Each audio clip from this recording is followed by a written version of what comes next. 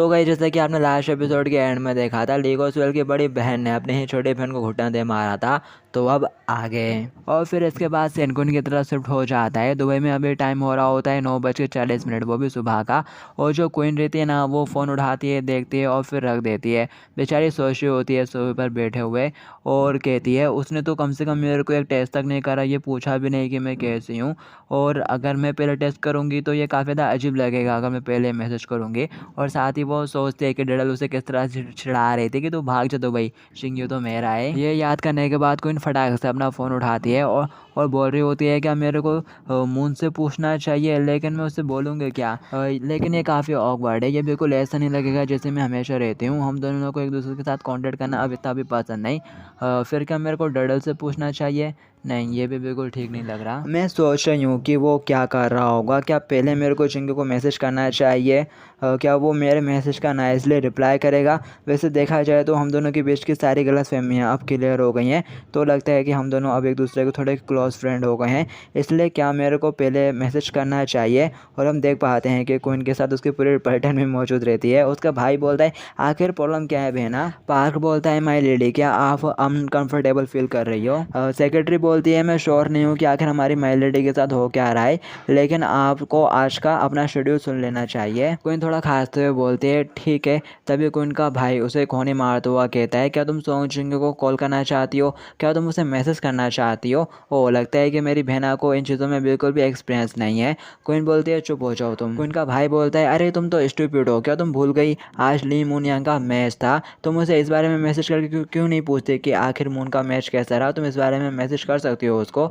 यह सुनते से ही क्वीन के दिमाग की भी बत्ती जल जाती है। और फिर सीन दिखाया जाता है अपन को ली गोस्वेल का। ली गोस्वेल यहाँ पर हार चुकी है, उसको एक ज़बरदस्त घुटना पड़ा था जिसकी वजह से उसकी नाक से खून बह रहा है। लेकिन वो रोते हुए अभी भी सिस कर रही होती है और बोलती है आई एम सॉरी। उसकी बड़ी बहन बोलती है आई एम सॉरी, लेकिन इस बार मैं जीतना चाहती थी। तुम तो अगले साल भी इसमें पार्टिसिपेट कर सकती हो, लेकिन ये मेरे लिए लास्ट टूर्नामेंट है, इसलिए मैं सेमीफाइनल तक पहुंचकर अपना बेस्ट करना चाहती हूँ। मून बोलती है वाओ ये जोड़ गर्ल तो काफ़ी टफ है। चिंग्यू कहता है मेरे को खुशी है कि उन दोनों में से किसी को भी ज़्यादा बुरी चोट नहीं लगी। तभी उसके फ़ोन पे क्वीन का मैसेज आता है। वो देखता है क्वीन ने मैसेज करा होता है मून का मैच कैसा रहा। मैं उसको मैसेज करके पूछ सकती थी, लेकिन क्या हो अगर वो हार गई हो तो अच्छा नहीं लगेगा ना, इसलिए मैंने तुमको मैसेज कर दिया। इसके अलावा और कोई इंटेंशन नहीं था मेरा। क्वीन का मैसेज देख के चिंग्यू भी बहुत ज़्यादा खुश हो जाता है और सुपर रफ्तार से उसे रिप्लाई कर देता है। क्वीन का भाई बोलता है ओ उसने तो बहुत ही जल्दी रिप्लाई कर दिया, ज़रा देखो उसने क्या लिखा है। क्वीन मैसेज देखती है, सोंग चिंग्यू ने लिखा होता है कि मून जीत गई, वो अब सेमीफाइनल में है। और क्या तुम्हारा दुबई में सब कुछ बढ़िया चल रहा है? ये देखने के बाद मून सोच रही होती है, सॉरी क्वीन सोच रही होती है अब आखिर मुझे क्या बोलना चाहिए, आखिर मैं ऐसा क्या बोलूँ जो कि बहुत ज़्यादा नेचुरल लगे। कि तभी क्वीन का भाई माल के ऊपर हाथ रख देता है और बोलता है तुम ये क्या कर रही हो? तुमको इतनी जल्दी रिप्लाई करने की ज़रूरत नहीं है। उसका मैसेज अभी तुम्हारे पास आया ना, तो तुमको कम से कम 5 मिनट के बाद उसका रिप्लाई करना चाहिए, इतनी जल्दी करने की कोई ज़रूरत नहीं है।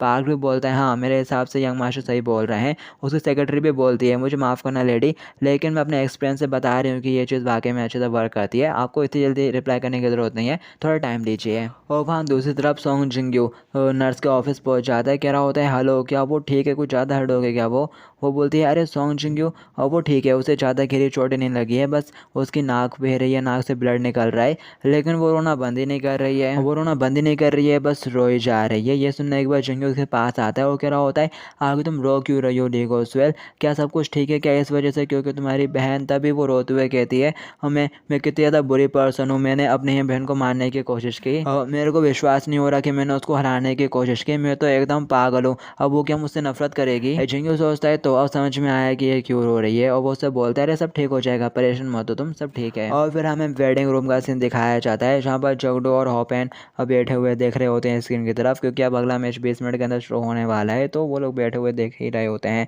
और जो जगडो है वो कह रहा होता है बॉस अब जबकि यहाँ पर कोई नहीं है तो क्यों ना आप लोग अपनी गैंग को बुलाए और उन लोगों को स्मैश कर दें।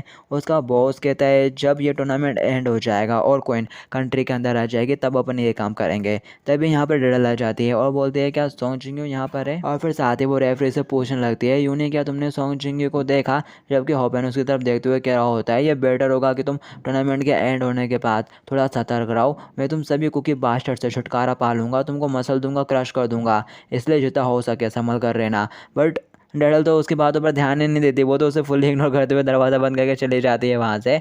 और फिर डबल से सॉन्ग जिंगू का सीन आता है। लीगो सिल उसे चिपक के अभी भी रो रही होती है, तभी उसके मन में रिंग रिंग होती है। वो देखता है, वो कहने लगता है अरे क्वीन सुनने का मैसेज आया है। ये सुनने के बाद साइड में खड़ा बंदा कह रहा होता है क्या क्वीन वाइल्ड है क्या क्वीन, क्या तुम उसके भी क्लोजर हो, ज़रा मेरे को भी देखने दो। क्वीन ने मैसेज करा होता है नॉट रियली, क्योंकि उसके भाई ने कहा था कि थोड़ा शॉर्ट मैसेज भेजना, तो क्वीन ने ये लिख दिया होता है। और वो मैसेज करने से पहले पूछ भी रही होती है क्या मेरे को यही सेंड कर देना चाहिए, क्या ये सही होगा। उसका भाई बोलता है ऑफ कोर्स, ये बिल्कुल ऐसा लगना चाहिए कि तुम बहुत ज़्यादा बिजी हो, लेकिन इसके बावजूद तुम्हें लगा कि मैसेज कर देना चाहिए तो कर दिया, नहीं तो तुम करती नहीं, कुछ इस टाइप का होना चाहिए। उसकी सेक्रेटरी बोलती है माय लेडी मास्टर प्रिंस यहाँ पर आ चुके हैं, तो चलिए आप लोग उनका वेलकम करते हैं।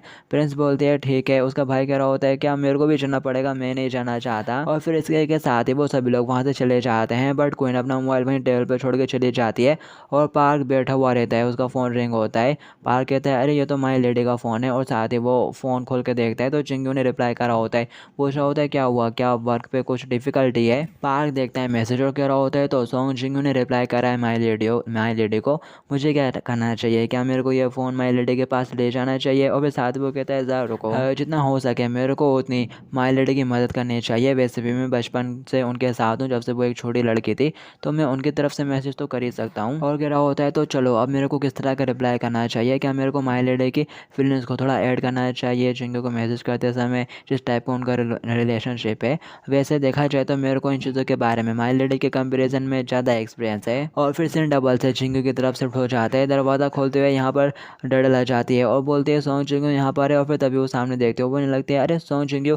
और फिर दूसरे सेकंड डडल बहुत ज़्यादा उदास हो जाती है और कहती है आगे तुम केक क्या कर रहे हो। और साथ ही वो चिल्लाते हुए कहती है आखिर ये किस तरह का लुक है, उससे दूर हटो। और वहाँ दूसरे साइड पार्क ने क्वीन की तरफ से जिंगू को मैसेज भेज दिया होता है, बोल रहा होता है मेरी तरफ से डन।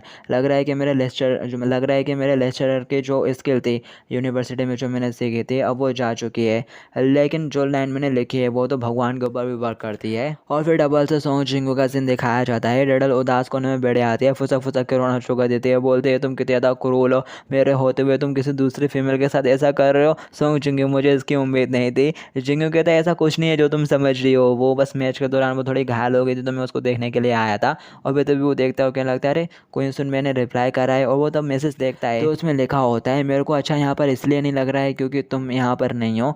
ये लाइन पढ़ने के बाद जिंगू को काफ़ी अजीब लगता है। और फिर इसके बाद सीन चेंज हो जाता है। अपन को मून के घर के जिम का सीन दिखाया जाता है। मून ट्रेन कर रही होती है और साथ ही सॉन्ग जिंगू भी उस लड़के को ट्रेन करवा रहा होता है चोई को, और कह रहा होता है तरफ फ्रिगे से करो। वो उसे रस्सी कूदवा रहा होता है, वो रस्सी कूदने में भी मुश्किल हो रही होती है उसे।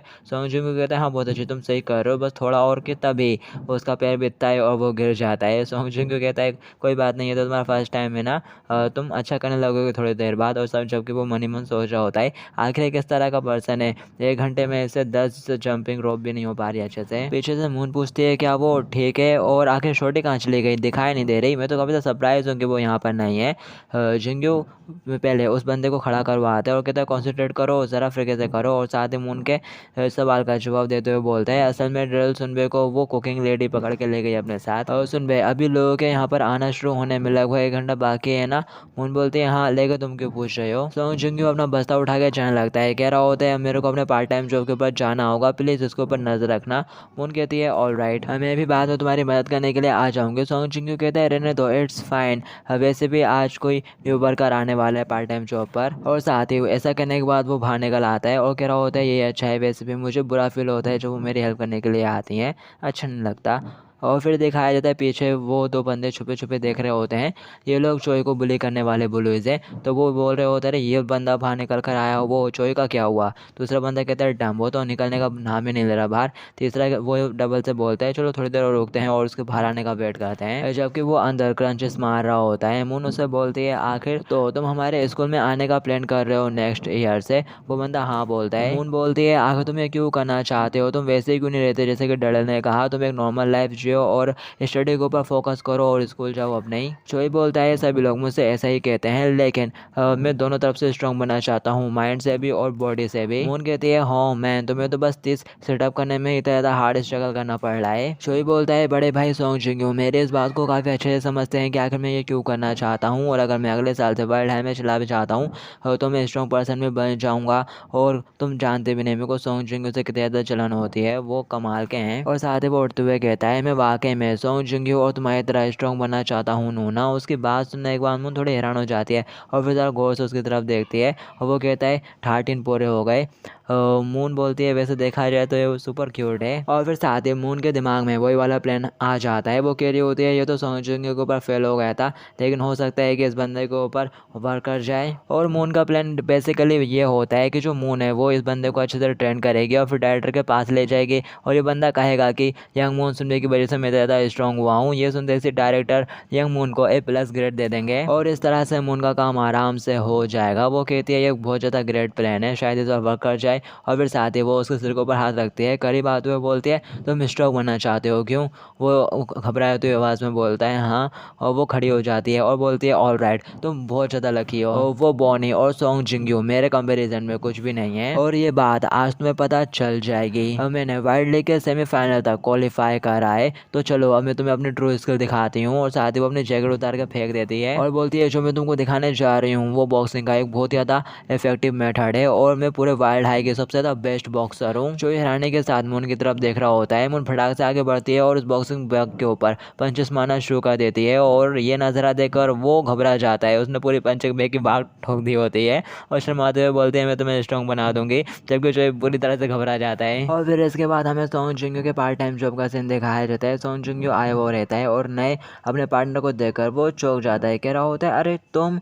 वो कहता है क्या हुआ, तुम इतना ज़्यादा सरप्राइज क्यों हो रहे हो? और फिर साथ ही हमें पता चलता है ये तो वांग होता है और बोल रहा होता है आगे तुम एक पत्ते की तरह इतना क्यों काँप रहे हो? और वैसे भी मेरे को ये बात पता है कि तुम सारे ही हमेशा इधर पर इकट्ठा होते हो और वैसे भी तुमने ये कहावत तो सुनी ही होगी, अगर तुम अपने दुश्मन के बारे में और अपने बारे में बहुत अच्छे से जानते हो तो तुम सैकड़ों बैटल जीत सकते हो और मैं तुम वाइल्ड हाई वालों का बिल्कुल सफाया कर दूंगा। कि तभी यहाँ पर बॉस आ जाता है, आवाज़ देते हुए बोलता है वांग कस्टमर आया है। वो कहता है यस बॉस अभी जाता हूँ 10 सेकेंड। और फिर साथ ही वो कस्टमर को अटेंड करने लगता है।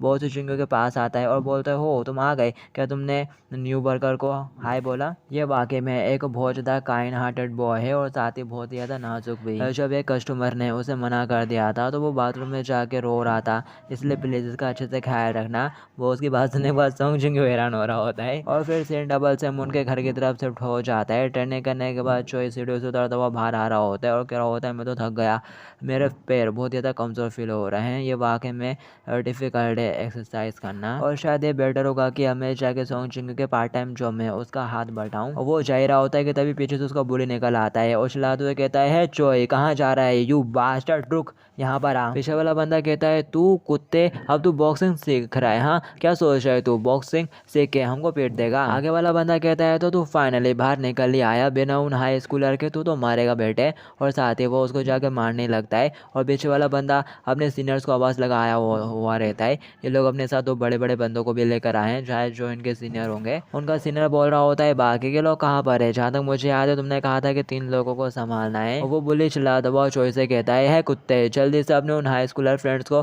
कॉल लगा के यहाँ बाहर बुला। कि तभी इसी मूवमेंट पर कुछ सामान पकड़े मून बाहर निकल आती है और कह रही होती है अरे तुम यहाँ पर हो अभी भी, ये लोग कौन है, क्या ये सारे तुम्हारे दोस्त हैं? देखने से तो लग रहा है कि तुम्हारे पास तो काफ़ी सारे फ्रेंड्स हैं यार, नाइस टू मीट यू। जबकि वो बंदे कहने लगते हैं अब ये कौन है?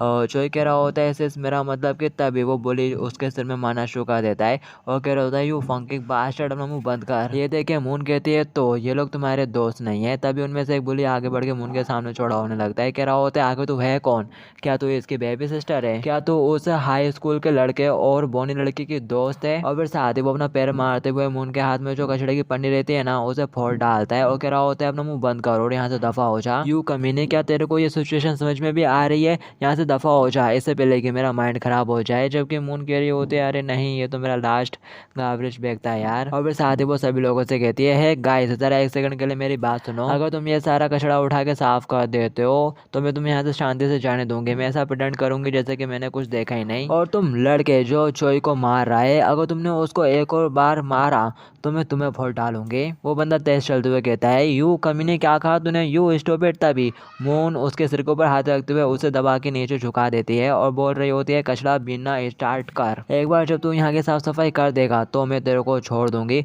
वो पूरी तरह से घबरा जाता है और घबराते हुए अपने बड़े भैया को आवाज़ लगाने लगता है। तो उसके सीनियर लोग यहाँ पर आ जाते हैं और वो लोग मून को लात मार के साइड कर देते हैं। और मून इसे ज़्यादा सीरियसली नहीं लेती, थोड़ा हंसते हुए कहती है तुम्हें मुझे इस तरह से लात नहीं मारनी चाहिए, मैं तो एक लड़की हूँ ना। वो आगे से कहता है तू भाड़ में जा, मेरे को फर्क नहीं पड़ता, निकल नहीं जल्दी यहाँ से। मून बोलती है आखिर इतना गुस्सा किस बात का, चलो आज के दिन इस मामले को अब लोग एकदम शांति के साथ सेटल कर लेते हैं। कि तभी दो लोग यहाँ से गुजर रहे होते हैं, उनमें से एक कहता है अरे ये तो लिमून यंग है ना, दूसरा भी कहता है हाँ लग तो वही रही है। और फिर साथ ही वो नजरा दे के सामने का घबरा जाते हैं और फटाक से मून यंग के सामने खड़े हो जाते हैं जाके हाथ को फैलाते हुए, और उन लोगों से कह रहे होते हैं क्या तुम्हारा दिमाग खराब हो गया है, यू गाइस तुम ये क्या कर रहे हो, क्या तुम अपनी कब्र खुदवाना चाहते हो, यहाँ पर कुछ भी ऐसा वैसा मत करना, चुपचाप चले जाओ अगर सिलसिला मत देना चाहते हो। तो ये देख के वो बंदे कहने लगते हैं तो अब समझ में आया कि तुम लोग इतना ज़्यादा क्यों उड़ रहे थे, क्योंकि ये कुछ अडल्ट तुम्हारे साइड हैं। क्यों? ये सुनते से उनमें से एक बंदा चिल्लाते हुए कहता है ये तू क्या कह रहा है क्रेजी बास्टर्ड फूल, यहाँ पर हम लोग तेरे को बचाने की कोशिश कर रहे हैं, तुम लोगों को बचाने की कोशिश कर रहे हैं हम लोग यहाँ पर। दूसरा बंदा कहता है अभी तुमको लगभग हेल के दर्शन होने ही वाले थे, हमने इसे थोड़ा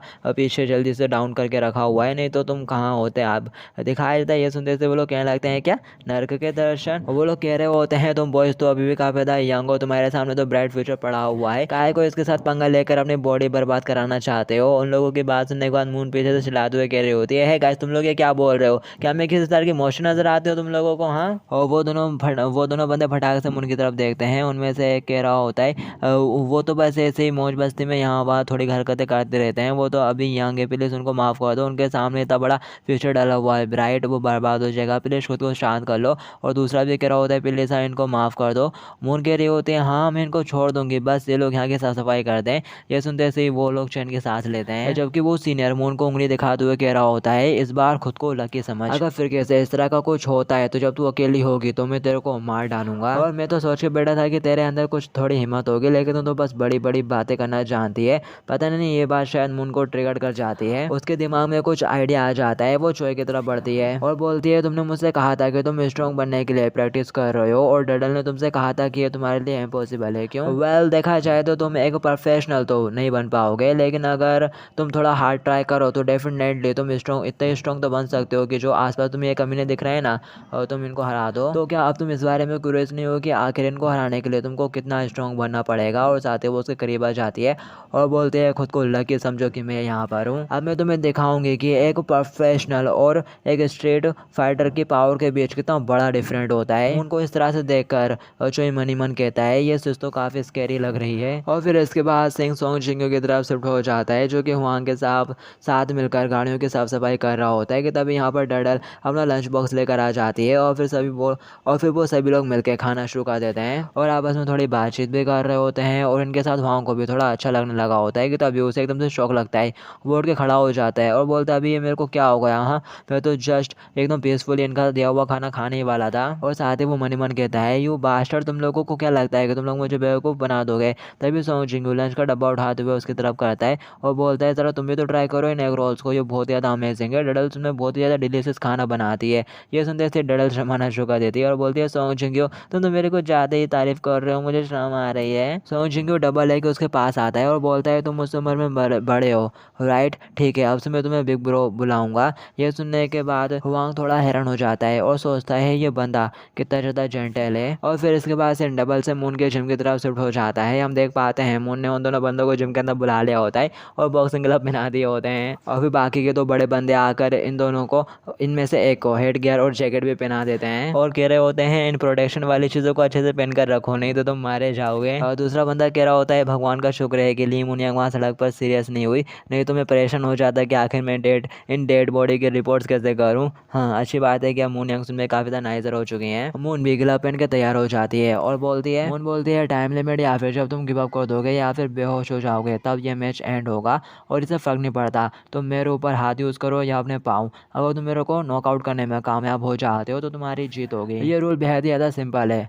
राइट, और तुम लोगों ने फॉर्मली एग्री करा है इस बॉक्सिंग स्पार मैच के अंदर पार्टिसिपेट करने के लिए under the term and conditions, ठीक है। एक फील्ड ट्रिप की तरह समझो इसको। और चलो मैं तुमको थोड़ा और डिस्काउंट दे देती हूँ, मैं बस अपना एक ही हाथ यूज़ करूँगी, क्या ख्याल है इसके बारे में। तो अब कौन आने वाला है, तैयार हो जाओ जल्दी से, आओ रिंग के अंदर। जबकि वो बंदा कह रहा होता है ये घमंडी लड़की। और फिर से यहाँ से शिफ्ट हो जाता है, हुआंग उन लोगों को कहानी बता रहा होता है। डेडल का खाना खा के उसे किसी चीज़ की याद आ जाती है। वो बता रहा होता है कि डेडल ने जो टमाटर का सूप बनाया है, टमाटर सूप स्टॉप, ये बिल्कुल उसको उसकी मोम की याद दिला रहा है। और फिर साथ ही वो यहाँ से अपनी कहानी बताना स्टार्ट कर देता है कि जब मैं मिडिल स्कूल में था, जब मेरी पहली बार फाइट हुई थी, मोम ने मेरे को एक पेन ला के दिया था और एक बड़े से बच्चे ने वो पेन मेरे से छीन लिया था और मुझे वापस नहीं दे रहा था। तो मेरे को भी आ गई गुस्सा और मैंने उसको पीट दिया। मैंने उसको तब तक पीटा जब तक कि उसने मेरे को पेन वापस नहीं कर दिया और मैंने उसको पीट पीट के उसकी पूरी बुरी हालत कर दी थी। और इससे मैं भी थोड़ा सरप्राइज में था। मेरे को भी अचानक से पता चला कि मेरे पास इस तरह के स्ट्रेंथ है। और फिर स्कूल वालों ने घर पर कॉल करा और मम्मी को ये बात पता चली तो उन्होंने मेरे को पनिश किया। और ये बात अब मेरे को बिल्कुल भी अच्छी नहीं लगी क्योंकि गलती तो मेरी थी नहीं, वही बुरा बंदा था। और फिर ऐसे थोड़ा टाइम बीत जाता है और जो अपना हुआंग रहता है वो यहाँ का गैंग का बुली बन जाता है और बता रहा होता है जैसे मैंने थोड़ा पावर का स्वाद अच्छा काम है और भी ज़्यादा रेबेल बनने लगा। और फिर मैंने बुरे लोगों के साथ घूमना स्टार्ट कर दिया। और जब मैं पीछे मुड़ के खुद को देखता हूँ तो ऐसा लगता था कि पहले मैं कितना ज़्यादा इमेच्योर था। और एक बार मैंने मोटरसाइकिल भी चलाई बिना किसी लाइसेंस के और एक्सीडेंट कर डाला। पुलिस की गाड़ी आई लेकिन मैं उनसे बच निकलने में कामयाब रहा, भाग गया था मैं तो वहाँ से। और उस एक्सीडेंट के बाद मैं 1 साल तक स्कूल नहीं गया। और साथ ही मैंने अपने रेबेल के हाथों तब पार कर दी जब मैंने अपनी मॉम के साथ लड़ाई कर ली थी। और लड़ाई होने के बाद मैं घर छोड़ के निकल गया और सीक्रेटली एक गैस स्टेशन के ऊपर पार्ट टाइम जॉब करने लगा और वहीं पर रहने लगा। और फिर 2 महीने बाद मेरी मॉम को पता चल गया कि मैं यहाँ पर हूँ। वो मेरे पास आई मेरे को मिलने के लिए। हम दोनों साथ में बैठे लेकिन मैं तो तब भी उनसे बस कंप्लेन ही करे जा रहा था जबकि मेरी मॉम एकदम चुपचाप साइलेंटली रो रही थी। और वो थोड़ी देर मेरे पास बैठी, उन्होंने कुछ नहीं कहा, वो बस चुपचाप रोती रही और थोड़ी देर टाइम बाद वो वहाँ से चली गई। वो अपने साथ एक लंच बॉक्स लेकर आई थी जो कि मेरे लिए था, वो छोड़ गई थी। और अब जबकि मैं उस बात को फील करता हूँ तो मेरे को खुद के ऊपर ही काफ़ी ज़्यादा गुस्सा आता है कि मेरी मॉम मेरे सामने रो रही थी और मैं इस तरह से ऐड कर रहा था। और फिर मैंने उस लंच बॉक्स को खोला और मैं काफ़ी ज़्यादा सरप्राइज़ हुआ, उसके अंदर टमाटो स्ट्रूट था। और फिर मैं उसी रात अपने घर वापस लौट गया भगते हुए तेजी के साथ। और उसके बाद से जब भी मेरे को टमाटो स्वीट दिखता है मैं खुद को रोक नहीं पाता, मेरे को वही टाइम याद आता है। और इस वक्त वो रोते हुए खा रहा होता है और कह रहा होता है ये तो बहुत ही अच्छा है, इसने तो मेरी मोम की याद दिला दी, ये बिल्कुल जैसा मेरी मोम बनाती थी ना, ये बिल्कुल वैसा ही है। सोचूंगी मन ही मन सोच रहा होता है ये हमें पिछले 10 मिनट से अपने पास्ट के बारे में सुनाई जा रहा है जबकि हमने इसे बोला भी नहीं सुनाने के लिए, अपने मन से लगा हुआ है। रेडल भी बोलते हैं वाओ ये इस डिज़र्ट के ऊपर कितनी लंबी कहानी पे ले जा रहा है। जब से वो खाते और कह रहा होता है तो बहुत ही ज़्यादा टेस्टी है। और फिर साथ ही उसे फिर किसी डबल से झटका लगता है और कह रहा होता है आखिर मैं क्या कर रहा था, मैंने इनके सामने रो दिया। डैम इट, ये बाइल्ड हार्ट के बास्टर्ड, इनको क्या लगता है कि ये लोग मेरे को अपनी पुरानी मेमोरीज याद दिला के मेरे को अपनी तरफ कन्फ्रेंस कर लेंगे, यू कंकिंग बास्टर्ड। डैडल बोलती है अब आखिर तुम खा क्यों नहीं रहे। सोंग जिंग कहता है मेरा हो गया, अब मेरे को काम पर वापस जाना होगा। डैडल बोलती है मेरा पेट भी बहुत ज़्यादा फुल हो चुका है। और साथ ही वो बंदा सोच रहा होता है डब्बे की तरफ देखते हुए, ओह ये खाना भी ख़त्म नहीं हुआ। दिखाया जाता है डैडल वो डब्बा उसको ही थमा देती है, बोलती है तुम ये खा सकते हो और मैं तुमको ये दे रही हूँ इस वजह से नहीं क्योंकि तुम क्यूट हो, लेकिन एक बात याद रखना अगर तुमने मेरे सोंग जिंग को बुली करा तो मैं तुमको मार डालूंगी।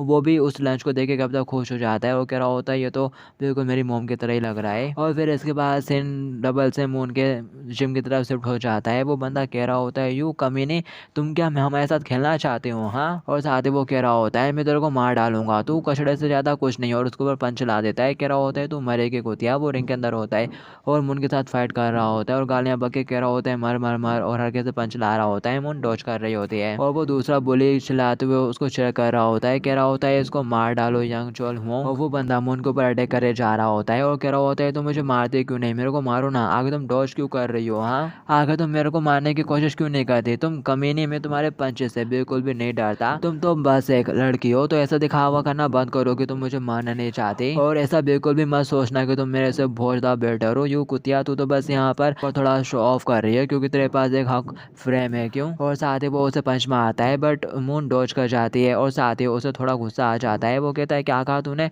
हक फ्रेम आगे इसका क्या मतलब था। और फिर साथ ही वो उन दो बंदों से कहती है मिस्टर जल्दी से बकेट को प्रिपेयर कर लो। ये सुनते से वो दोनों ही घबरा जाते हैं, बोलते हैं नो मूनयांग तुम ऐसा नहीं कर सकते, तुम्हें अपने कुल को बनाए रखना है, बस थोड़ा सा और बचा है और फिर ये नॉक हो जाएगा खुद ही। और दूसरा भी कह रहा होता है वो तो अभी काफी ज़्यादा छोटा है, कम से कम उसे एक चांस दो, तो उसके सामने अभी उसका ब्राइट फ्यूचर पड़ा हुआ है। जबकि उन बाहर वालों की बातें सुनने के बाद अंदर वाले बंदे को गुस्सा आ रहा होता है। वो कह रहा होता है सिनेरिया, वो कह रहा होता है सीरियसली आखिर ये किस तरह की बकवास करने में लगे हुए हैं। और वो मून को मारने के लिए पंच मारता है बट उससे पहले ही मून उसकी चेहरे पे एक जोर का पंच लगा देती है। पंच खाने के बाद भी वो टफ होने का एक्ट करता है, थोड़ा हंसते हुए कहता है मेरे को पता था तुम्हारे पंचेस बहुत ज़्यादा सॉफ्ट कहते में ही मून उसमें एक दूसरा पंच भी चिपका देती है और फिर साथ ही तीसरा पंच भी मारती है और करीब जाते हुए उसके पेट में एक जोर का मुक्का मार देती है। मुक्का खाने के बाद वो पूरा हिल जाता है अंदर से, उसके मुंह से जो कुछ भी निकलता है वो बाल्टी में जाता है, तो इसलिए मून ने बाल्टी लाने के लिए कहा था। उनमें से एक उसकी पीठ थपाते हुए कह रहा होता है, क्या तुम ठीक हो?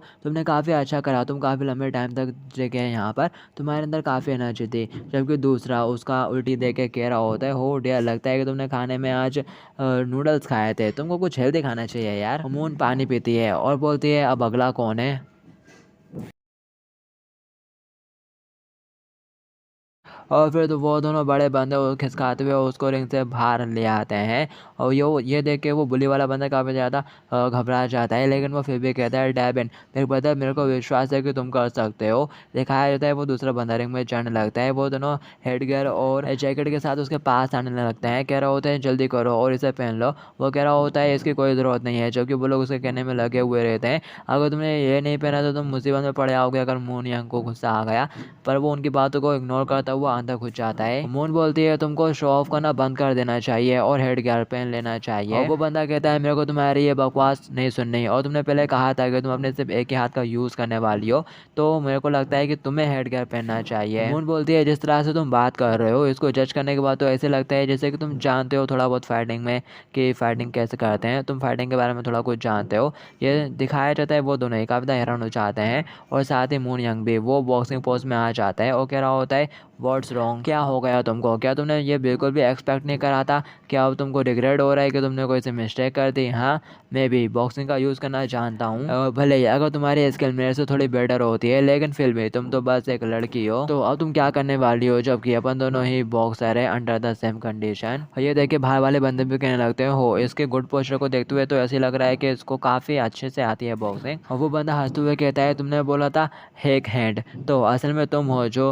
रिग्रेट करने वाली है अपने शो ऑफ करने की वजह से। और फिर इसके बाद सीन सेट हो जाता है, अपन को हवा में उड़ता हुआ एक प्लेन दिखाया जाता है जो क्वीन का भाई रहता है ना, उसने सोंग जिंगू को कॉल लगा दिया होता है और सोंग जिंगू से कह रहा होता है, हाँ ये मैं ही बोल रहा हूँ, मैं और मेरी सिस्टर कोरिया से वापस आ रहे हैं, हम लोग रास्ते में ही हैं। सोंग जिंगू कहता है, क्या तुमको प्लेन के अंदर कॉल करना अलाउड है? और ये क्या हो रहा है, क्या तुम नहाते हुए बात कर रहे हो? नो वे। क्वीन का भाई हंसते हुए कहता है, बिग ब्रदर तुम तो कुछ भी नहीं जानते यार, नंबर 1 इलेक्ट्रॉनिक कम्युनिकेशन इंडस्ट्री का वारिस हूँ मैं और ये मेरा पर्सनल प्लेन है, तो ऑफकोर्स मैं इससे कॉल कर सकता हूँ। और जहाँ तक रही नहाने की बात, मैं तुमको बता दूँ कि मैं असली में नहा रहा हूँ और ये तो हमारा रोज का है, यही फ़ायदा है यार वाईके का हायर होने का, ये मेरी डेली लाइफ है। कभी कभी तो मुझे ऐसा लगता है कि यार आखिर मेरे लिए इम्पॉसिबल क्या है। सोन जिंगू कहता है, ठीक है यार, लेकिन तुमने मेरे को कॉल क्यों करा? क्वीन का भाई बताता है कि हम लोग लगभग सुबह के 7 बजे वहाँ पर पहुँच जाएंगे और मैं सोच रहा था ये मेरी बहन की अब तक की सबसे ज़्यादा लंबी बिजनेस ट्रिप रही है, इसलिए मैं सोच रहा था कि मेरी बहन को रिसीव करने के लिए, ग्रीट करने के लिए कुछ लोग आ जाएं, कितना अच्छा होगा ना कोई आ जाए। ये सुनने के बाद सोन जिंगू कहता है, क्या उसको ग्रीट करना है एयरपोर्ट पे? मुझे करना है। उसका भाई बोलता है, कम ऑन, क्या हम मर्दों के बीच में कहावत नहीं है, एक लाइन नहीं है, मैंने ये सब कुछ तुम्हारे लिए करा है और ये सब कुछ तैयार है, क्या नाइस पिक्चर होगा ना वो? सोंग जुंग्यो बोलता है, वेल उसको ग्रेड करना ज़्यादा हार्ड तो नहीं है, लेकिन एयरपोर्ट तक पहुंचने में काफ़ी टाइम लग जाएगा। उनका भाई कहता है, अरे तुम चिंता मत करो यार, मेरे को जानते हो ना मैं कौन हूँ, बस टाइम पे तैयार हो जाना। सोंग जुंग्यो कहता है, क्या बाकी में, क्या मैं दूसरी सुनवेस से भी पूछ सकता हूँ? उनका भाई कहता है ये बेटर होगा कि तुम अकेले आओ और वैसे मैं किसी को भेज दूंगा तुम्हें पिकअप करने के लिए। ये सुनते से सोंग जुंग्यो घबरा जाता है, कह रहा होता है, जरा एक सेकंड रुको, कहीं तुम हेलीकॉप्टर तो नहीं भेजने वाले ना? कोइन का भाई हैरान होते हुए बोलता है, क्यों, हेलीकॉप्टर में क्या हुआ? हेलीकॉप्टर तो काफ़ी ज़्यादा कंफर्टेबल और फास्ट होता है। सोंग जिंग्यू कहता है, क्या तुम मेरे पूरे पड़ोसियों को उठाने के बारे में सोच रहे हो? हेलीकॉप्टर मत भेजना है यार। ये सुनने के बाद कोइन का भाई भी थोड़ा सोचता है, हाँ अगर ज़रा सोचा जाए तो उस जगह पर हेलीकॉप्टर लैंड करने की अच्छी सी जगह भी नहीं है, तो ठीक है मैं उसके अलावा कुछ और भेज दूंगा। एनीवे कल मिलते हैं। और साथ ही फ़ोन कट हो जाता है और वहाँ पर वांग ने कस्टमर को गाड़ी पूरी चकाचक करके भेज भी दिया होता है उसे। सोंग जिंग्यू मुड़ के ये देखता है और कह रहा होता है, वो तुमने उस कार को अकेले ही क्लीन कर दिया? जब मैं फ़ोन के ऊपर बात कर रहा था, जब तुमने ये खुद ही से कर दिया, शुक्रिया। वांग कहता है, ऐसा मत सोचो कि मुझे अकेले गाड़ी साफ करने में मज़ा आया, और ना ही ऐसा कुछ है कि तुमने जो मेरे को लंच खिलाया था मैं उसका शुक्रिया अदा करने के लिए ये सब कर रहा हूँ, गलतफहमी मत पालना। और फिर साथ ही से यहाँ से डबल से मून यंग की तरफ शिफ्ट हो हो जाता है। वो बंदा कह रहा होता है आगे तुम्हें कर क्या रही हो, हाँ आगे तुम मुझे मारने की कोशिश क्यों नहीं करती, आगे तुम खुद को इतना होल्ड क्यों कर रही हो, और वैसे एक हाथ से गार्ड करना काफी मुश्किल होगा ना तुम्हारे लिए, और खासकर तब जब तुम्हें मेरे जैसा कोई मिल चुका है, यू डैड विच। ये नज़ारा देख के उसके साइड के बंदे लोग खुश हो जाते हैं और चेयर करने में लगे हुए रहते हैं। वो तेज से आगे बढ़ के मून को पंच करता है बट मून साइड में होते हुए बच जाती है। वो कहता है मुझे लगता है कि एक बॉक्सर के तौर पर तुम इस चीज़ को काफ़ी अच्छे से जानती हो कि डॉज कैसे करना है। मून कहती है तुमने पहले से बॉक्सिंग सीखी हुई है, लगभग 1 या 2 साल करा है तुमने, क्यों। वो बंदा कहता है आगे तुम ऐसा क्यों बोल रही हो, क्या तुम्हें रिग्रेट हो रहा है, हाँ अब क्या तुम्हें डर लग रहा है। और वहाँ रिंग के बाहर साइड वो पुलिस शोई को मना शुरू कर देते हैं, कह रहे होते हैं देख ले बेटा इसके बाद बारी तेरी ही है पिटने की। मून चिल्लाते हुए कहती है आगे तुम्हें क्या कर रहे हो, उसको क्यों मारा। मून कहती है मेंबर्स आगे तुम इस तरह से क्यों खड़े हुए हो, जरा अच्छे से देखो कि आसपास क्या हो रहा है। लेकिन वो मून की बात का मतलब नहीं समझ पाते। वो कह रहे होते हैं आगे तुम्हें किस बारे में बात कर रही हो मूनियंग, हम अच्छे से फोकसफुली देख रहे हैं तुमको और तुम्हारे हाथों को कि तुम किस तरह से फाइट कर रही हो, क्या हो रहा है रिंग के अंदर। जबकि वो बंदा मून के ऊपर अटैक कर देता है और कह रहा होता है आगे तुम्हें कहाँ देख रही हो। मून का ध्यान पूरा बाहर ही होता है। मून कह रही होती है यू जरा 1 सेकंड रुको कि आप लोग फाइट करना स्टॉप कर सकते हैं, और साथ ही वो बाहर देखते हुए कह रही होती है उसको मारो मत। पर वो बंदा नहीं रुकता, उसको मारे जा रहा होता है, कह रहा होता है आखिर मैं क्यों रुकूं, क्या होगा मैं नहीं रुकूं, और यहाँ पर तुम दूसरों के बारे में परवाह करने में लगी हुई हो जबकि तुम रिंग के अंदर कभी भी नॉकआउट हो सकती हो, यू विच। उनसे मार खाने के बाद जो घुटनों पर आ जाता है। वो बंदा हंसते हुए कह रहा होता है स्टूपिड तू बस पीस ऑफ शिट है, और जब वो डाउन हो जाएगी तो उसके बाद हम लोग तेरे को एक अच्छा सबक सिखाएंगे। दिखाया जाता है चोई रोना शुरू कर देता है। मून देख रही होती है, चोई रोते हुए बोलता है नूना I am sorry because of me तुम हिट हो जाओगी। उसको देखकर मून शर्माना शुरू कर देती है और साथ चिल्लाते हुए कहते हैं नहीं अब बहुत हुआ, ये नूना अब सीरियस हो रही है, खेलना बंद करके सीरियस हो रही है और तुमको रोने की कोई ज़रूरत नहीं, मैं पूरा फ्लोर तो इनसे ही पूछूंगी। वो बंदा कहता है क्या तुम मेरे से मजाक कर रही हो, ये किस तरह से की बकवास है। जबकि वो दोनों काफी तक घबरा जाते हैं, बोल रहे होते हैं नहीं मून यंग ऐसा मत करो। पर मून उस बंदे को एक बहुत ही जो स्पीड के साथ पंच मार देती है, वो समझ में नहीं पाता। मून कहती है क्या तुम्हें मजा आ रहा था जब मैं तुम्हारे लेवल पे प्रेटेंड होने का नाटक कर रही थी, चलो अब मैं तुम्हें एडवांस लेवल दिखाती हूँ। और साथ ही वो उसको बहुत तेजी से अटैक करना स्टार्ट कर देती है और वो चिल्लाते हुए कहता है यू विश। मून भी आगे से चिल्लाते हुए बोलती है क्या कहा तूने, और साथ ही बहुत तेजी से पंचेस मार दिए उसको, एक साथ बहुत सारे पंचेस मार देते हैं, कहीं मुंह पे कहीं पेट पे, और वो बंदा नॉकआउट हो जाता है। उसकी हालत पूरी बेकार सी हो जाती है और वो गिर रहा होता है कि तभी मून उसको गले से पकड़ लेती है और बोल रही होती है आगे तुम पहले ही क्यों डाउन हो रहे हो, हाँ क्या तुमने ये नहीं कहा था कि तुमने थोड़ी बहुत बॉक्सिंग करके रखी हुई है, क्या हुआ तुमको, तुम बस एक ठग हो जो ऐसा ऐड कर रहा था कि उसे थोड़ी बॉक्सिंग आती है। और वो बंदा कहता है यू मोटी कुतिया क्या तुम मरना चाहती है। ये सुनते से मून आगे से गुस्सा हो जाती है, कह रही होती है ठीक है चलो अब देखते हैं क्या स्कोर मारता है। मून को गुस्से में देख पीछे के 2 मेंबर्स बहुत ज़्यादा बुरी तरह से घबरा जाते हैं, बोल रहे होते ये क्या, नहीं ऐसा मत करना मूनियन, तुमने ग्लव भी नहीं पहना हुआ है। दूसरा बंदा भी कहता है मूनियन रुक जाओ, तुम किसी पर्सन को अपने इन वेपन्स के साथ हिट नहीं कर सकती। तभी यहाँ पे उसके डैड आ जाते हैं और बोल रहे होते हैं आज यहाँ पर कितना शोर हो रहा है, और लग रहा है कि हमारे मेंबर्स ने आज अर्ली मॉर्निंग में स्पारिंग शुरू कर दी है। वो देखते से कहते हैं अरे मास्टर बहुत अच्छा हुआ कि आप यहाँ पर आ गए। और मून भी अपने डैड को देखकर रुक जाती है और बोल रहे होते हैं डैड आप काफ़ी जल्दी आ गए, और साथ ही बोलिंग से बाहर आने लगती है। उसके फादर बोलते हैं मेरी प्यारी बेटी तुम्हारे लिए हमारे मेंबर्स को ट्रेन करना और साथ ही खुद की ट्रेनिंग भी करना ये काफ़ी हार्ड होता होगा, दोनों साथ साथ करना। दिखाया जाता है वो दोनों घबराते हुए उस मून के पापा से बोल रहे होते हैं मास्टर प्लीज़ मूनिया को रोक दीजिए, और दूसरा वाला बता ही रहा होता है कि तभी मून पीछे से कहती है डैड ऐसा नहीं है जैसा कि ये लोग कुछ बोल रहे हैं। उसके डैड बोलते हैं मेरी बिजी बेटी अपना वेट लूज करने की कोशिश कर रही है और साथ ही यहाँ टाउन के आसपास के बच्चों के साथ खेल भी रही है। ये क्यों मेरी प्यारी बेटी लगता है कि तुम्हारे पास बहुत सारी एनर्जी है, तो क्या हो तुम मेरे साथ भी थोड़ा खेलो, इस ओल्ड मैन के साथ खेलना इन लोगों से ज़्यादा हेल्पफुल होगा तुम्हारे लिए, चलो अब मैं तुम्हारी हेल्प करता हूँ। और फिर से यहाँ से शिफ्ट हो जाता है, डडल भगते हुए जा रही होती है एक फूलों के बगीचे में और कह रही होती है जिंगू कम ऑन मेरे को पकड़ो। जिंगू भी हंसता वहाँ पर जाता है और क्या होता है मैं डियर वन,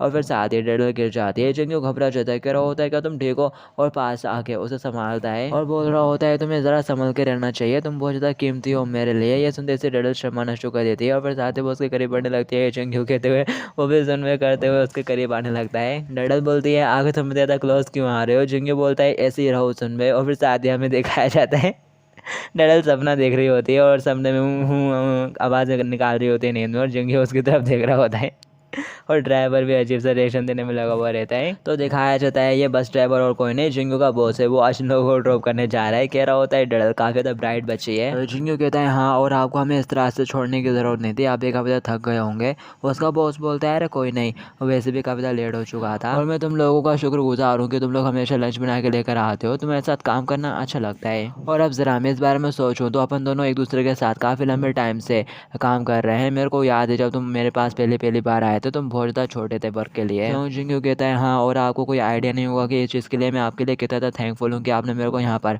काम करने दिया। बॉस कहता है लेकिन सोंग जिंगू, क्या तुमको अपनी मम्मी के बारे में कुछ पता चला, कुछ सुना उनके बारे में? ये सुनते ऐसे ही सोंग जिंगू कहता है यस, मेरा मतलब वॉट। बॉस बोलता है लगता है कि मेरे को इसके बारे में बात नहीं करनी चाहिए थी, लेकिन फिर भी तुम्हारी माँ की भी अपनी कोई सिचुएशन हो सकती है। क्या तुम जानते हो तुम्हारे दिल में इतने लंबे समय तक ऐसी नफरत नहीं रहनी चाहिए, और वो अभी भी तुम्हारे पेरेंट्स हैं जिन्होंने तुमको जन्म दिया है। हर कोई गलतियां करता है और उस गलती ने तुम्हारे लिए मुसीबत खड़ी कर दी। तो मैं समझता हूँ कि तुम्हारे अंदर उनके प्रति नफरत और डर क्यों हो सकता है। मैं तो बस इतना कह रहा हूँ कि कोई ऐसा हिस्सा भी हो सकता है तुम्हारी मॉम के बारे में जिसके बारे में तुम नहीं जानते हो। तुम्हें बस वो हिस्सा नजर आ रहा है जहाँ पर तुम्हारी मॉम तुमको छोड़कर चली गई, तो इस वजह से तुम अपनी मॉम से नफरत करते हो, और ये एक डरावनी बात है। और जो मैंने अभी तुमसे बोला, क्या तुमने कभी इसके बारे में सोचा? भले ही तुम्हारी मॉम वापस आना चाहें, लेकिन तुम उससे जो नफरत करते हो शायद वही उन्हें ऐसा करने से रोक रही है। हालांकि गलती उनकी थी, लेकिन फिर भी तुमको अपनी ऐसी फीलिंग्स को दूर करने की कोशिश करनी चाहिए। जिंगू बोलता है हाँ, आपकी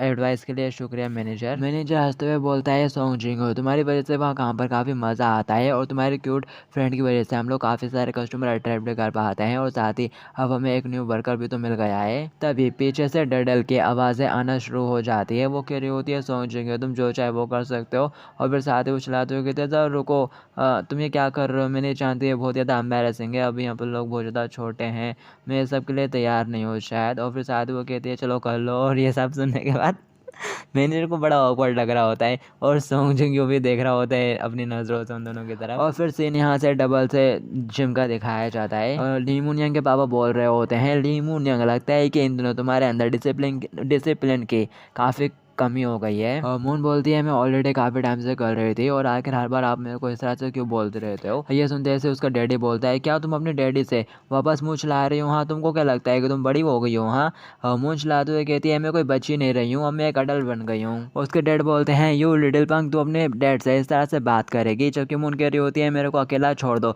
ये मेरी लाइफ है, आपकी नहीं डैड। और वो दोनों एक दूसरे को मारे जा रहे होते हैं। ये देख के उन बुलियस की हवा टाइट हो जाती है। वो लोग कह रहे होते हैं, सोच रहे होते हैं मन ही मन में, क्या ये लोग कैजुअली हमेशा से इस तरह से बात करते हैं आपस में? जबकि वो दोनों मेंबर्स है ये नज़ारा देख के खुश हो रहे होते हैं। एक कहता है वाह, फादर और बेटे के बीच में कितनी डीप कन्वर्सेशन हो रही है। दूसरा कहता है हाँ, ये चीज़ बताती है कि ये दोनों एक दूसरे के कितने ज़्यादा क्लोज हैं। और फिर इसके बाद सेंट डबल से सोंग जिंगू की तरफ शिफ्ट हो जाता है। सोंग जिंगू चलता हुआ अपने घर के पास आ रहा होता है, और सोच रहा होता है जो भी बात ड्राइवर ने उससे कही, मैनेजर ने उससे कही, तो वो सोच रहा होता है क्या वाकई में कुछ ऐसा हो सकता है। और फिर इसके बाद अपन को डायरेक्ट को उनके ड्राइवर को दिखाया जाता है, जो कि कह रहा होता है रोमांटिक, ये एवरी यंग गर्ल की फैंटेसी होती है, और सारी लड़कियों की फैंटेसी लगभग सेम ही होती है, रोमांटिक। और क्वीन का भाई कहता है क्या रोमांटिक, लेकिन मेरी सिस्टर को देखने से तो ऐसा बिल्कुल भी नहीं लगता कि उसे इस तरह की चीज़ें पसंद भी हैं। पार कहता है ऑफ कोर्स उसे पसंद होगी यार, दुनिया की हर लड़की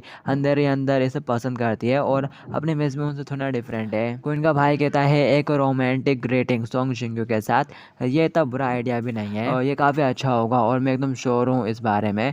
और फिर साथ ही अपन को फिर डायरेक्ट सुबह का सीन दिखाया जाता है। अभी सुबह हुई रहती है कि तभी सोंग जिंगू के पास कॉल आता है। सोंग जिंगू उठाता है कॉल, कह रहा होता है हेलो क्या हुआ? हाँ, मैं सोंग जिंगू ही बोल रहा हूँ। और साथ ही वो कहता है क्या मेरे को यार्ड में आकर देखना है? ठीक है। और साथ ही वो पास ही लेता हुआ खड़ा हो रहा होता है, और कह रहा होता है कि वैसे मेरे को यार्ड में जाने का क्यों कहा उसने, कि तभी उसके सामने उसको कुछ सीढ़ियाँ लहराती हुई नजर आती हैं, और साथ ही वो देख के बहुत ज़्यादा चौंक जाता है। हवा में एक बड़ा सा एयर बलून रहता है, और सीटों पे लड़का कोई रहता है, और कह रहा होता है सोंग जिंगू स्टूडेंट तुम ही हो ना, यहाँ पर आओ जल्दी से। सोंग जिंगू उसको देख के बहुत ज़्यादा चौंक जाता है। और फिर इसके बाद अपन को डडल का सीन दिखाया जाता है, जो कि बिस्तर में होती है, और अभी भी सोंग जिंगू के सपने देख रही होती है। उसके पास तो सोंग जिंगू वाला तकिया भी होता है, और उसी के साथ वो लिपट के चुम्मा चाटी करने में लगी हुई रहती है, और दुनिया भर की बातें कर रही होती है। पीछे खड़ी मम्मी सब देख रही होती है उसके, और बहुत ही ज़्यादा हैरान होती है, और साथ ही वो सोच रही होती है क्या मैंने किसी ठर की डीमन को जन्म दे दिया है। और साथ ही वो डडल की पीठ के ऊपर एक जोर का लगाती है और बोलते हैं चिल्लाते हुए, उठ भी जा मेरी प्यारी बेटी जल्दी से, और तू ये क्या हरकतें कर रही है। हाँ, वो कहती है मोम दर्द हो रहा है। उसके मुँह चिल्लाते हुए कहती है तेरे को तो खुद के ऊपर शर्म आनी चाहिए। डडल फटाक से चौंकते हुए उठती है और कहती है अरे हाँ, आज तो सेमीफाइनल मैच है। उसकी मॉम बोलती है मेरी प्यारी बेटी तुम पहले ही एलिमिनेट हो चुकी हो। डडल कहती है हाँ तुमने तो सही बोला। और फिर नेक्स्ट सीन में वो तैयार होकर जाने लगती है। उसकी मॉम कहती है आगे तुम कहाँ जा रही हो, आगे तुम ये इंग्रेडिएंट्स लेके क्यों जा रही हो। डडल बोलती है आज सेमीफाइनल है इसलिए हमें स्कूल जाने की कोई ज़रूरत नहीं, इसलिए मैं सोंग जिंगो के घर पर जा रही हूँ, उसी के साथ खेलूंगी। और फिर इसके बाद हमें सोंग जिंगो के घर का सीन दिखाया जाता है। उस बलून वाले ने अपना बलून बांध के रखा होता है और वो जिंगो से कह रहा होता है स्टूडेंट जिंगो प्लीज़ हमारी पोजीशन को समझिए और अंदर चढ़े आइए, अगर आप लोग यहाँ से टाइम में नहीं निकले तो मैं काफ़ी बड़ी मुसीबत में पड़े आऊँगा। जिंगो कहता है मैं इंसोंग से बात कर लूँगा इसलिए प्लीज़ तुम परेशान मत हो, वापस चले आओ। वो घबराते हुए कहता है लेकिन जिंगो कहता है तुम्हें क्या लगता है कि मैं ऐसे किसी चीज़ के अंदर ऐड करूँगा, इट्स फाइन तुम चले जाओ। और जैसा कि तुम देख भी पा रहे होगे कि अभी मैं अपने भाई बहनों का ख्याल रखने में काफ़ी बिजी हूँ। सुनो अब तुम्हारी बारी है, अपने उन चीज़ों को टच करना बंद करो और यहाँ पर आओ। फिर साथ ही सोंग जिंगो उसका मुँह धुलाता है और कह रहा होता है मैं तुम्हें छोड़ूंगा नहीं, अगर मेरे को बस फिर से शिकायत है कि तुमने अपने स्कूल में अपने दोस्तों के साथ फाइट करी, ठीक है ज़रा अच्छे से रहा करो अच्छे बच्चे बनकर। और फिर साथ ही वो चला जाता है और जिंगो कह रहा होता है तो ऑल राइट अब नेक्स्ट डडल सुनने की बारी। और फिर साथ ही वो चौंक जाता है, कह रहा होता है अरे ये क्या था, तुम यहाँ पर कब आई। जबकि डडल बच्चों की तरह करते हुए कह रही होती है प्लीज़ मेरे भी हाथ मुँह धुला दो। और फिर नेक्स्ट में सोंग जिंगो तैयार कर रहा होता है बच्चों को, पीछे से डडल कहने में लगी हुई रहती है चलो सोंग जिंगो आज आप लोग खेलते हैं, वैसे भी आज अपन को स्कूल भी नहीं जाना है। जिंगो कहता है मैं नहीं कर सकता, मेरे को मून यांग सुनबे का मैच देखने के लिए जाना है। डडल कहती है काम ऑन चलो कुछ टेस्टी खाएंगे और यहीं घर पर रहेंगे सिर्फ तुम और मैं। जिंगो कहता है मेरे को अभी अपने भाई बहनों को किंडरगार्टन तक छोड़ने के लिए भी जाना है। जबकि सोम कह रही होती है ब्रदर मैं भी उन्हीं के साथ खेलना चाहती हूँ। जिंगो मना कर देता है, बोलता है नहीं तुम स्कूल जाओगी। और फिर साथ ही पीछे खड़ा सोंग जिंगो का भाई तैयार हो जाता है, खुद ही से अपना बैग पैक कर लेता है और सोम का हाथ पकड़ता है और कह रहा होता है हम लोग खुद ही से चले जाएंगे, आपको परेशान होने की कोई ज़रूरत नहीं बड़े भाई, अब हम लोग काफ़ी ज़्यादा बड़े हो चुके हैं। ये सुनने के बाद सोंग जिंगो हैरान हो जाता है। और फिर साथ ही सोंग जिंगो के भाई और डडल के आंखों ही आंखों में इशारों में बात हो जाती है। और फिर तभी सोंग जिंगो के मोबाइल के ऊपर मैसेज आता है या फिर कॉल आता है इंसोंग का। क्वीन का भाई इंसोंग बोल रहा होता है आखिर क्या प्रॉब्लम हो गई थी बिग ब्रदर सोंग जिंगो, आखिर तुम हम लोगों को ग्रेट करने के लिए क्यों नहीं आए, तुमने प्रॉमिस करा था। आखिर उस हॉट एयर बलून में खराबी है क्या थी, ये कितना ज़्यादा रोमांटिक होता है यार, और अगर तुमने प्रॉमिस करा था तो तुमको यहाँ पर आना चाहिए था, ये तो काफ़ी गलत बात है बिग ब्रदर। क्या नूना, हाँ हम दोनों यहाँ पर पहुँच चुके हैं, अगर तुम आते तो और भी ज़्यादा अच्छा होता। मैंने तो यहाँ पर पूरी प्लानिंग करके रख ली थी लेकिन तुमने तो सब बेकार कर दिया। और अगर सच कहूँ तो आज मेरी बहन का बर्थडे था डमी। ये सुनते ही सोंग जिंगो चौंक जाता है, कह रहा होता है क्या सुनबे का बर्थडे है, आई सी, और तुम्हें ऐसी बात मेरे को पहले बतानी चाहिए थे यार। हाँ कहाँ पर, वो बोलता है 2 घंटे में हैंग ऑन करेंगे अपन, जल्दी तैयार रहना। सोंग जिंगो कहता है क्या हैंग ऑन, अब कहीं तुम बड़ी सी क्रूज शिप तो बोरो नहीं करने वाले ना। जबकि हैंग ऑन का सुनते सी डडल एक्साइटेड हो जाती है, वो बोलती है कि आप लोग घूमने जाने वाले हैं, कहाँ पर, क्या किसी क्रूज शिप के अंदर। इंसेक्ट बोलता है आखिर मैं एक बड़ी सी क्रूज शिप का को बोरो करूँगा बिग ब्रदर, मैं इस तरह का पर्सन नहीं हूँ यार, मेरे पास ऑलरेडी अपनी एक बहुत बड़ी शिप है तो आखिर मैं काय को बोरो करूँगा, वैसे भी मेरे जैसे आदमी के लिए कुछ भी इम्पॉसिबल नहीं है। सोंग जिंगो कहता है कैंसिल, तुम ऐसा कुछ भी मत करना। इंसेंग कहता है ठीक है मैं थोड़ा देखता हूँ। जबकि डडल खुश हो रही होती है, बोल रही होती है क्या अब लोग घूमने जा रहे हैं, क्या आप लोग पिकनिक पर जा रहे हैं किसी क्रूज शिप में। जबकि दूसरी साइड को इनका भाई पास से कह रहा होता है मिस्टर सोंग जिंगो ने तो क्रूज शिप का जो ऑफर था उसे तो कैंसिल कर दिया, वो क्रूज शिप पे नहीं जाना चाहता, तो शायद अपन को कुछ और प्रिपेयर करना पड़ेगा। ड्राइवर कहता है आई सी मैं समझ रहा हूँ, तुम परेशान मत हो यंग मास्टर, मैं इसके अलावा और कोई चीज़ प्रिपेयर कर लूँगा जो कि फुल्ली रोमांटिक होगा। और फिर इसके बाद हमें एक बिल्डिंग का सीन दिखाया जाता है जिसके अंदर वही बुली चोई को पकड़ के ले आए होते हैं और उसे पीट रहे होते हैं। ये उन बुलीज के सीनियर लोग हैं, वही तो बड़े लोग जिनको वो बुला के अपने साथ लाए थे, तो ये अब चोई को पीटने में लगे हुए हैं। इनमें से एक कह रहा होता है चलो खड़ा हो जा बास्टर्ड, तू मरना चाहता है, और कल वो कुतिया को ज़्यादा उचक रही थी और तेरे को क्या लगा कि तू ऐसा करके हम लोगों को बेइज्जत कर लेगा। हाँ चोई बोलता है आगे तुम ये सब क्यों कर रहे हो, मून यांग सुनमे तो एकदम फेयर, मून यांग सुनमे ने तो एकदम फेयर तरीके से तुम लोगों से फाइट जीती थी। ये सुनने के बाद वो बंदा चढ़े आता है, बोलता है क्या बोला तूने फेयर, यू बास्टर्ड, जरा फिर से बोल के देखा, और उसमें लात मारना शुरू कर देता है। और फिर इसके बाद अपन को मून यांग को दिखाया जाता है जो कि वेडिंग रूम के अंदर बिल्कुल ही अकेली बैठी हुई रहती है और बोल रही होती है सेमीफाइनल स्टार्ट होने वाला है और अभी तक यहाँ पर कोई भी नहीं आया। और फिर इसके बाद अब उनको एक लेक का सीन दिखाया जाता है एक डग वाली बोर्ड को जिसके एक साइड डल और दूसरे साइड को इनका छोटा भाई बैठे हुए रहते हैं। यूसुफ बोलता है आखिर ये सब क्या है आखिर मैं अपनी बोर्ड में होने की वजह इस वाली बोर्ड के अंदर क्यों हूँ मिस्टर पार्क। जबकि डडल भी गुस्सा हो रही होती है, कह रही होती है शट अप बच्चे, ये बहुत ज़्यादा अनोइंग है और खासकर इस चीज़ में तुम्हारे साथ बैठना ये और भी ज़्यादा परेशान कर देने वाला है। और फिर साथ ही हमें जुंगयू और कोइन को दिखाया जाता है, उन्हें भी ऐसे ही किसी बोर्ड के अंदर बिठा दिया होता है और दोनों चला रहे होते हैं साथ साथ बोर्ड। और सॉन्ग जुंगयू बोलता है हैप्पी बर्थडे सुनबे। और फिर इसके बाद अपन को डबल से दिखाया जाता है कोइन के छोटे भाई का सीन। कोइन के छोटे भाई ने यहाँ पर डडल के हाथों का बना खाना भी स्टार्ट कर दिया होता है, गपा गप खा रहा होता है। वो डडल गुस्सा हो जाती है, ऐसे कह रही होती है खाना बंद करो, ये बस सॉन्ग जुंगयू के लिए है। वो कहते हैं अरे मैं तो बस टेस्ट कर रहा हूँ। लेकिन वैसे इसको चलाने में तो बाइसिकल से भी ज़्यादा मज़ा आ रहा है और इसे चलाते हुए बोर्ड में इसको खाना ये तो और भी ज़्यादा मज़ेदार है। वैसे देखा जाए तो ये सब इतना बुरा भी नहीं है।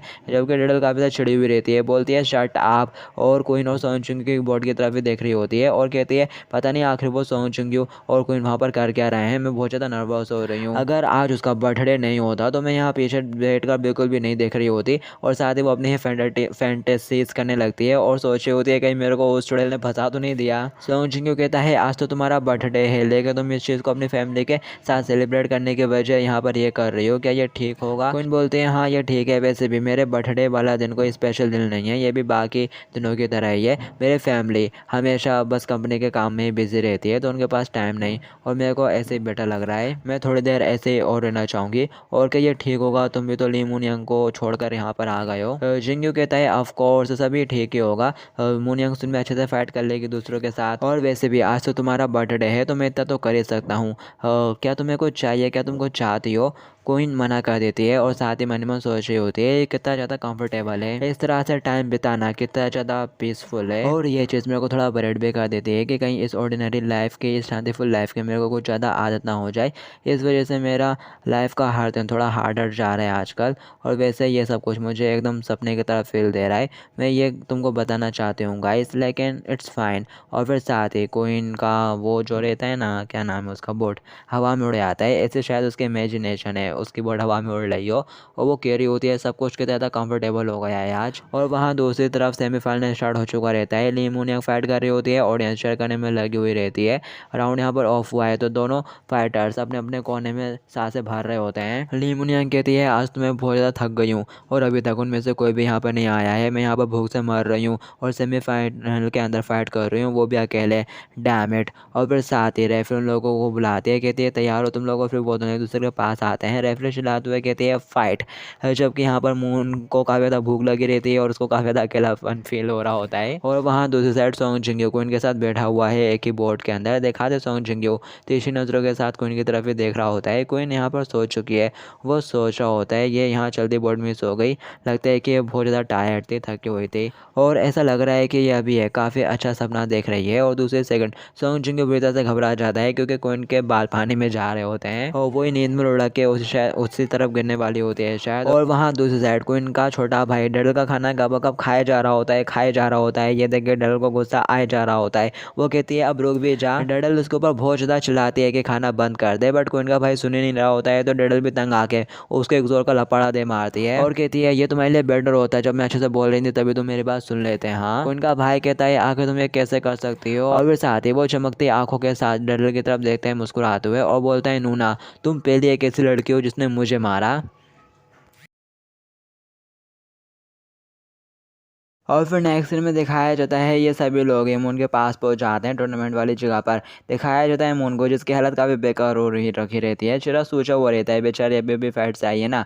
दिखाते हैं सॉन्ग जुंगयू कह रहा होता है सुन बे तुम तो हार्ड हो गई, जबकि पीछे खड़ी डडल जोर जोर से हंस रही होती है और बोलती है लगता है कि ये मोटी खूब पीटी है। क्वीन बोलती है मैंने सुना कि तुम जीत गई हो और मुझे लगता है कि इस साल का ये टूर्नामेंट तुम ही जीतोगी। जिंगयू भी कहता है हाँ सुन बे मैं भी होप करता हूँ कि तुम भी जीतो, जबकि मून कहती है कौन हो तुम लोग, क्या तुम लोग मुझे जानते हो। और साथ ही वो उनको पार करते हुए आगे निकल जाती है, कह रही होती है तुम लोग मिस्टेक कर रहे हो, मैं तो बस एक अकेली बेचारी लड़की हूँ जिसके कोई भी दोस्त नहीं है, मैं अपनी लाइफ में अकेली हूँ और अकेली ही आगे बढ़ूंगी। हाँ ये लोनली लाइफ। जबकि पीछे खड़ी डडल खुश हो रही होती है, कह रही होती है वाओ लगता है कि अब ये बहुत ज़्यादा गुस्सा है। मून उन लोगों को इग्नोर करते हुए साइकिल निकाल के जाने लगती है, जिनके पीछे पीछे आता है, कह रहा होता है सुन में आई एम सॉरी मैंने जल्दी से यहाँ पर आने की कोशिश की थी लेकिन ट्रैफिक बहुत ज़्यादा था इस वजह से हो गया लेट। जबकि पीछे खड़ी डडल कह रही होती है अरे जाने दो उसे, और वो जब ठीक हो जाएगी तो खुद ब खुद लौट कर आ जाएगी। और मून साइकिल चलाते हुए जाने लगती है। जिंगू पीछे से चिल्ला रहा होता है सुन में आई एम सॉरी, पर मून उसकी बिल्कुल नहीं सुनती, साइकिल चलाते हुए जा रही होती है और फिर तभी धड़ाम से गिर पड़ती है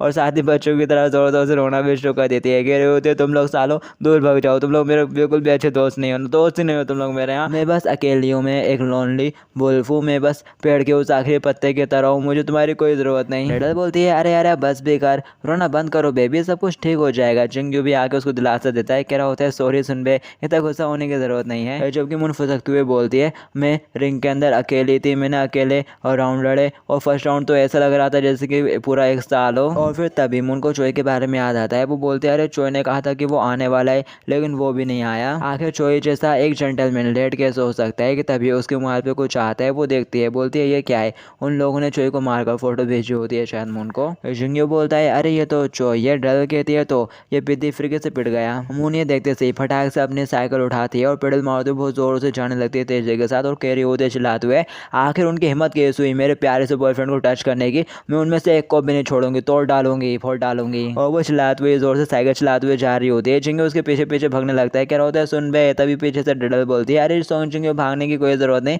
अपने पास उनकी कार है ना, आप लोग कार में चलेंगे। और वो गैंगस्टर बॉस ओपन व्यू पर खड़ा ये सब कुछ देख रहा होता है। और फिर इसके बाद हमें उसे अबेंडेड बिल्डिंग को दिखाया जाता है जिसके पास मुन बहुत तेजी से साइकिल चलाते हुए जा रही होती है। पीछे सोंग जिंगू भी आवाजें लगा रहा होता है, कह रहा होता है सुन जरा आराम से, नहीं तो तुम्हें चोट भी लग सकती है। और फिर साथ ही वो गाड़ी में आ जाता है। डडल कह रही होती है इसके लेग्स कितने ज़्यादा स्ट्रॉन्ग है यार, बिल्कुल अटोमिक लेग्स हैं इसके पास तो। जबकि पाक कह रहा होता है ये कितना अच्छा है, वो रोज़ सुबह हमारी गाड़ी के साथ रेस लगा दी थी ना, ये उसी का रिजल्ट है, मेरे को तो काफ़ी ज़्यादा प्राउड हो रहा है। जबकि जो मून है वो बहुत तेज़ी से साइकिल चलाते हुए उसी बिल्डिंग पर आ जाती है, एरिया के अंदर एंटर कर जाती है और साइड बैडमिंटन घुमाते हुए देख रही होती है कि तभी उसे वो लोग नज़र आ जाते हैं। और फिर मून फटाक से साइकिल घुमाते हुए मंदिर की तरफ जाती है जो कि उसी बिल्डिंग से पास ही पड़ा हुआ रहता है। सोन चिंगू चलाते हुए कहता है आखिर तुम्हें क्या कर रही हो, जरा संभाल कर। और साथ ही गाड़ी से बाहर निकलता है। दिखाया जाता है मून उस बल्ब के ऊपर ही साइकिल चला देते हैं, बहुत स्पीड के साथ चलाते हुए ले जा रही होती है।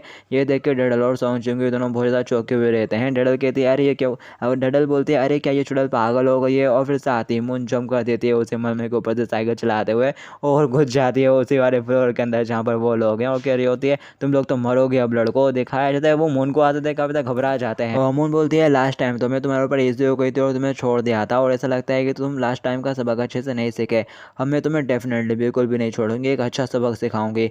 वैसे बोलते हुए नीचे लैंड करती है। वो लोग चलाते हुए कह रहे होते हैं ये क्रेजी विच। और फिर तभी जो मून रही थी ना वो अपनी साइकिल नीचे फ्लोर के ऊपर लैंड करती है बट वो रुकती नहीं, खिसकते हुए जा रही होती है और मून चलाने में लगी हुई रहती है। मैं तुम्हें दिखाऊंगी कि असली टोचर कैसा होता है, यू पीस ऑफ ट्रस्ट, मैं तुम्हें क्रश कर दूंगी। और उसकी साइकिल घिसटते हुए आगे जा रही होती है ना तो वो डायरेक्ट दीवार से जाकर ठुक जाती है और गिर जाती है। और फिर साथ ही वो बैठती है और अपनी साइकिल की तरफ देखती है, उसकी साइकिल की पूरी बार ठुक चुकी रहती है, रिंग टूट के अलग फेंका हुआ रहता है और टेढ़ा मेढ़ा हो चुका रहता है। ये देख के मून परेशान हो जाती है और फिर साथ ही उठते हुए बोलती है तुम डेड शिट बास्टर्ड, ऐसा लगता है कि अब तुम्हें इस बाइक की भी पेमेंट करनी पड़ेगी। ये देखते से ही वो लोग चिल्लाते हुए वो चिल्लाते हुए कहते हैं तुम ये क्या बकवास कर रही हो, ये तो तुमने खुद करा है। दूसरा बंदा कहता है जाओ रुको, ये क्या बकवास है, ये तो एकदम ठीक है, जबकि उस बाइक की तो पूरी तरह से वाट ठुकी पड़ी है। और फिर दिखाया जाता है मून अपने हाथों को छटकाते हुए उनकी तरफ बढ़ती है और बोलती है यू बास्टर्ड्स। वो लोग काफी तक घबरा जाते हैं और फटाक से चोई को उठा लेते हैं और कह रहे होते हैं पास आने की कोशिश भी मत करना नहीं तो ये मरेगा। मून चिल्लाते हुए कहती है आज जो भी हो जाए तुम लोग तो मरोगे वैसे भी। कि तभी यहाँ पर जिंगू आ जाता है और चिल्लाते हुए कहता है आखिर तुम लोग हो कौन और आखिर ये सब क्यों कर रहे हो, चोई को जाने दो। मून यंग सुन में आखिर ये लोग है कौन। डडल बोलती है ये लड़का फिर कैसे मुसीबत में पड़ गया। जबकि क्वीन सोंग जिंगू को इस तरह से देखा भी हैरान हो जाती है और सोचती है जिंगू तो अब पहले से काफी ज्यादा कॉन्फिडेंट हो गया है। वो बंदा कहता है डैमेज, लगता है कि इनके दोस्त भी यहाँ पर आ गए हैं। दूसरा कहता है परेशान मत हो, मैंने इसका चीज का भी इंतजाम करके रखा हुआ था पहले ही। और साथ ही वो बिग ब्रदर कहते हुए किसी को आवाज लगाता है तो यहाँ पर बलर पटकते हुए 2-3 लोग बाहर आते हैं और बोल रहे होते हैं ये क्या बकवास है, ये तो बस बच्चों का एक झुंड है। जबकि वो दोनों बुलीज बहुत ज्यादा खुश हो जाते हैं, कह रहे होते हैं अब तो तुम मरोगे सालो। दूसरा बुली बोलता है बिग ब्रदर ये कोई आम बच्चे नहीं है, प्लीज इन लोगों को संभाल लीजिएगा। जिंगू भी ये देख थोड़ा हैरान हो जाता है, बोल रहा होता है ओ ये लोग तो गैंगस्टर लग रहे हैं। डडल बोलती है तो अब गैंगस्टर लोगों ने बच्चों के फाइट के अंदर भी घुसना शुरू कर दिया। जबकि क्वीन तो अभी भी जिंगू को देखने में लगी रहती है। गैंग लीडर कहता है हो मैन क्या तूने बस इन लोगों के लिए हमको कॉल कर आता, हाँ ये तो बस कुछ छोटे से बास्टर्ड है। वो घबराते हुए कहता है big brother I am really sorry, बस एक बार मेरी हेल्प कर दो। लीडर बोलता है यू लिटिल चिट, यहाँ पर हम लोग पूरे वेपन के साथ आ गए थे लेकिन पता चला ये तो कुछ बच्चे हैं। तुम्हें क्या लगता है कि हमारी बाबून गैंग इस तरह के शिटी मामलों में इन्वॉल्व होगी? हाँ, बाबून नाम सुनते से यहाँ पर मून और डल की हंसी निकल जाती है। ये देखिए वो लिटर गुस्सा होने लगता है और वो बंदा भी चिल्लाते हुए कहता है अगर तुम्हारी हिम्मत कैसे हो, यहाँ हंसना बंद करो यू लिटिल शिट, ये एरिया इनके कंट्रोल में है। और साथ ही वो मन ही मन सोच रहा होता है गॉड डैम इट, वाकई में इन लोगों को अपना नाम चेंज कर लेना चाहिए। और फिर उनमें से एक टोपी वाला बंदा आगे बढ़ता है, कह रहा होता है हो मैन ये किस तरह की बकवास है, लगता है कि मेरे को इसमें घुसना ही पड़ेगा, मैं तो बस अपने एक पोटेंशियल रिक्रूट की हेल्प करने की कोशिश कर रहा हूँ यहाँ पर। जबकि वो बुली इशारा करते हुए बोल रहा होता है यही वो लड़की है और ज़रा संभल कर, इसको थोड़ी बहुत बॉक्सिंग भी आती है। वो बंदा करते हुए बोलता है मैं क्रेजी हो रहा हूँ क्या, तुम मेरे साथ मजाक कर रहे हैं? और साथ ही वो उसके पेट में बल्लतें मारता है और कह रहा होता है यू वर्थलेस इडियट, तुम लोगों को तो खुद को मार लेना चाहिए, तुम लोगों को शर्म नहीं आई, एक लड़की से हार गए। वो बुली कहता है आई एम सॉरी सर, प्लीज मुझे माफ कर दीजिए। और फिर साथ ही वो बंदा मून की तरफ आ जाता है और कह रहा होता है हम लोग आमतौर पर ये सब बिल्कुल नहीं करते, हम लोग यहाँ पर आए सिर्फ अपने लिटिल ब्रो के कहने पर। और साथ ही वो मून के सिर पे बल्ला मारना शुरू कर देता है, कह रहा होता है जल्दी से हमें सॉरी बोल और अपने एरोगेंस के लिए माफ़ी मांग, तो शायद हम लोग तुझे एकदम पीसफुली जाने दें यहाँ से। अब वैसे भी ये कहाँ की अच्छी बात होगी अगर अडल्ट ने कुछ बच्चों को पीट दिया, ये तो हमारी बेइज्जती जैसा है। और फिर साथ ही वो गुस्से से डडल की तरफ देखता है, उसे काफ़ी ज़्यादा गुस्सा आ रहा होता है क्योंकि मून भी आगे से उसे घूरने में लगी हुई रहती है। वो बोलते हैं ज़रा देखो तो ये आँखें, और साथ ही वो गुस्सा होते हुए अपना बल्ला चला देता है उसके ऊपर, कह रहा होता है ज़रा अपनी आँखें नीचे झुका, लगता है कि मेरे को अभी तेरे को एक अच्छा सबक सिखाना पड़ेगा। और इससे पहले कि वो बल्ला मारता उससे पहले ही मून उसके पेट में एक जोर का पंच दे मारती है। ये देख के सभी लोग एकदम हैरान रह जाते हैं, उनका बंदा पुट्ठों के बल गिर जाता है नीचे। जिंगू परेशान होते हुए बोलता है कि ये ठीक होगा, ये तो हमारे स्कूल के रूल्स के अगेंस्ट है ना।